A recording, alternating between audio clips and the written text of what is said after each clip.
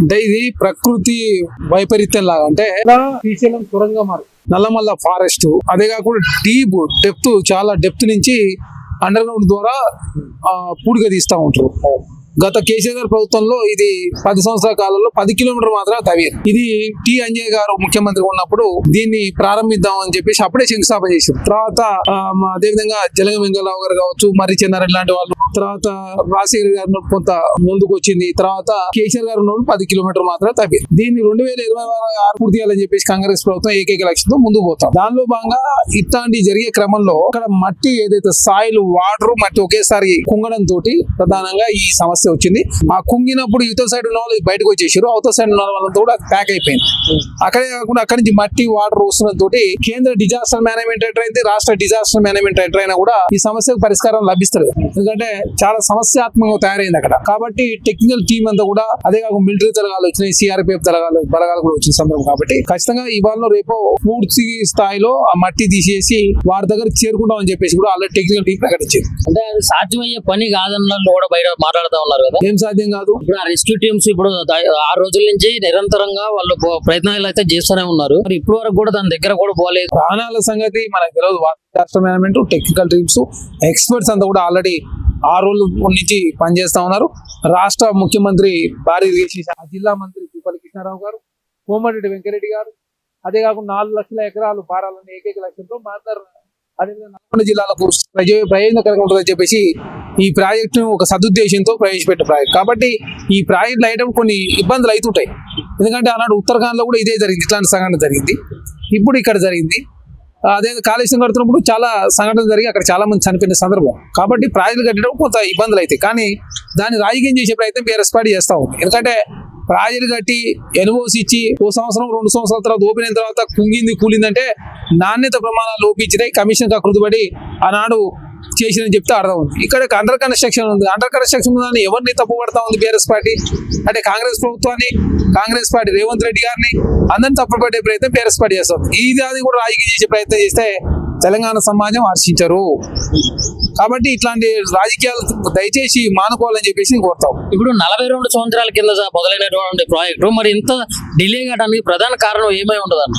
దానికి రాజకీయ పార్టీలు కానీ రాజకీయ నాయకులు కానీ వాళ్ళది ఏం లేదంటారా? ప్రభుత్వాలు మారుతున్నాయి, ఒక్కొక్కరికి ఓ లక్ష్యం. కేసీఆర్ గారు వచ్చిన తర్వాత ఏం చేసిండు? కాళేశ్వరం, శ్రీపాద, ఎల్లంపల్లి, అంబేద్కర్ ప్రాణాయిత చెవులో ఉండే దాన్ని కాళేశ్వరం మార్చి 1,02,000 కోట్ల రూపాయల కమిషన్ కృతుపడి ఇప్పుడు ఎకరా కూడా నీళ్లు పారడం లేదు.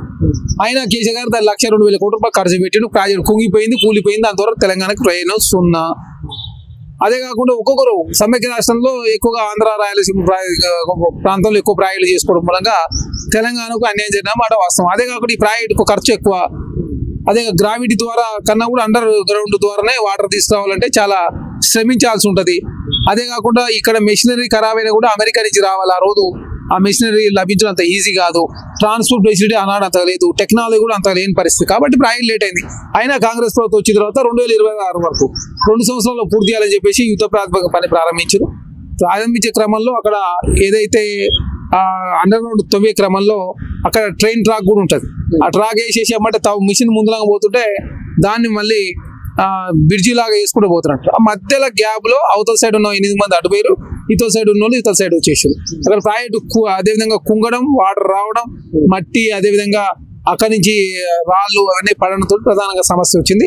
కాబట్టి రేపటి వరకు ఈ సమస్య పూర్తి స్థాయి పరిష్కారం లభించబోతాం. అంటే ఇప్పుడు ఆ ప్రాజెక్టు పూర్తి చేయాలని చెప్పేసి ప్రభుత్వం నుంచి ఒత్తిడి వచ్చింది, అధికారుల మీద ఒత్తిడి పడుతుందో మరి అధికారులు ఆడ ప్రమాదం జరుగుతుందని తెలిసి కూడా ఇట్లా పని చేయించారని చెప్పి ఒక కార్మికుడు బయటకు వచ్చి ఒక జాతీయ మీడియాతో కూడా మాట్లాడటం జరిగింది. దానికి ఏం చెప్తారు? ఇప్పుడు అధికారులు ఎవరు ఉంటారు? ప్రభుత్వానికి సంబంధించిన అధికారులు ఎవరు ఉంటారు?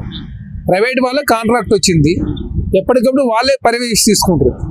ప్రాజెక్టు పూర్తయ్యే దశలో కావచ్చు, బిల్లులు ఇచ్చేటప్పుడు కావచ్చు, అధికారులంతా పర్యవేక్షించి నాణ్యత ప్రమాణాలు ఉన్నాయా లేవా, ఎంతవరకు పూర్తయింది, ఎంతవరకు పైసలు చెప్పేసి ప్రభుత్వం చూస్తుంది. ఇక్కడ మొత్తం ఇది ప్రైవేట్ వాళ్ళకి టెండర్ వచ్చింది కాబట్టి వాళ్ళు చూసుకుంటారు. ఆ కంపెనీకి సంబంధించినటువంటి అధికారులతో కూడా పర్యవేక్షిస్తారు. వారి సమక్షంలో ఈ వర్క్ జరుగుతూ ఉంటుంది. ఈ జరిగే క్రమంలో అకస్మాత్తుగా జరిగినటువంటి సంఘటన దాని ఒక విపత్తు. ఆ టైంలో కొంత భూకంపం శబ్దంలాగా వచ్చిందని కూడా అంటా ఉన్నారు.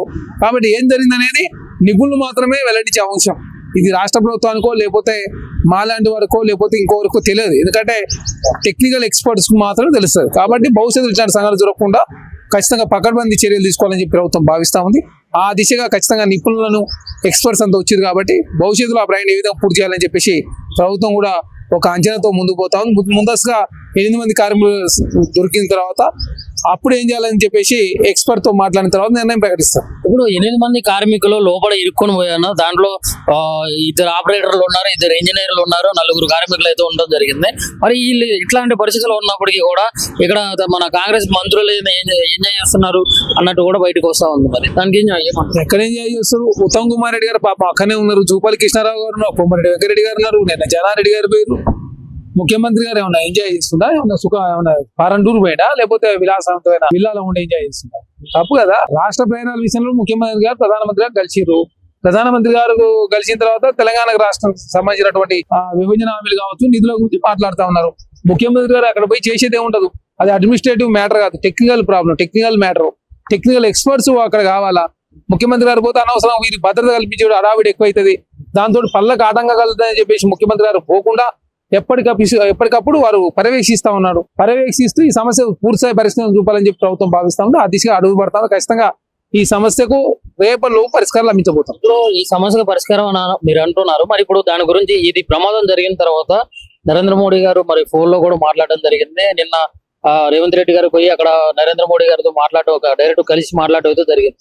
అంటే బయటకి ఇంకో టాక్ ఏమొస్తుందంటే ఇప్పుడు రేవంత్ రెడ్డి నరేంద్ర మోడీతో చేతులు కలిపిండు, పార్టీ కూడా మారే అవకాశం ఉంది, రేవంత్ రెడ్డి బీజేపీలో పోతున్నా అని చెప్పి కూడా మాట్లాడుతూ ఉన్నారు. ఎందుకు పోతాడు బీజేపీలోకి? బీఆర్ఎస్ పార్టీ అంతా ట్రాష్. బీఆర్ఎస్ పార్టీ అంతా సోషల్ మీడియా వేదికగా ప్రజా ప్రభుత్వాన్ని బదనాం చేసే ప్రయత్నం బీఆర్ఎస్ పార్టీ చేస్తా ఉంది. అందుకే బీఆర్ఎస్ పార్టీ పతనం అవుతా ఉంది. తెలంగాణ రాష్ట్రంలో బీఆర్ఎస్ పార్టీ మనగడ చాలా కష్టదాయకం. ఎంపీ ఎలక్షన్, ఎమ్మెల్యే ఎలక్షన్లకి 50 లక్షల ఓట్లు పోయింది. లాస్ట్ కు గ్రాడ్యుయేట్ టీచర్ ఎలక్షన్ పోటీ చేయలేని పరిస్థితి. పోటీ చేస్తే డిపాయిట్ రాదనే ఒక భయంతో బీఆర్ఎస్ పార్టీ అపనమ్మకంతో కాంగ్రెస్ పార్టీని బదనాం చేస్తారు. కాంగ్రెస్ పార్టీ ముఖ్యమంత్రి భారతీయ జనతా పార్టీకి ఎందుకు పోతారని నాకు అర్థం కాదు. మా పార్టీకి ఎమ్మెల్యే లేరా? మీ పార్టీలోనే ఉంటే ఎమ్మెల్యేలు ఎప్పుడు ఉంటారో ఎప్పుడు పోతారో అర్థం కాక బీఆర్ఎస్ పార్టీ ఏమైతే అర్థం కాని పరిస్థితిలో బీఆర్ఎస్ పార్టీ ఉన్నది.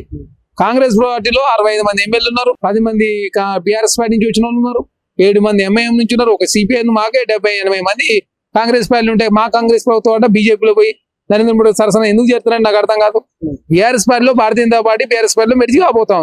కాబట్టి బీఆర్ఎస్ పార్టీ ఇట్లాంటి తప్పులు ఆరోపణ చేస్తాం, వారి వ్యాఖ్యలను తీవ్రంగా ఖండిస్తాం. ఇప్పుడు ఈ 8 మందిగా ఎవరైతే ఉన్నారో మరి ఆ కుటుంబాలకి మరి ఏమన్నా ప్రభుత్వం ఆదుకునే పరిస్థితి ఉందా, లేకుంటే మాకేం సంబంధం లేదని చెప్పేసి చేతులు ఎత్తేసే అవకాశం ఉంది? ప్రభుత్వ పరంగా వారికి ఏదైతే వాళ్ళకి ఇవ్వాల్సినటువంటి కంపెన్సేషన్ ఉంటుందో అవంతా కూడా ఖచ్చితంగా ప్రభుత్వం పరిశీలిస్తుంది, చేస్తుంది.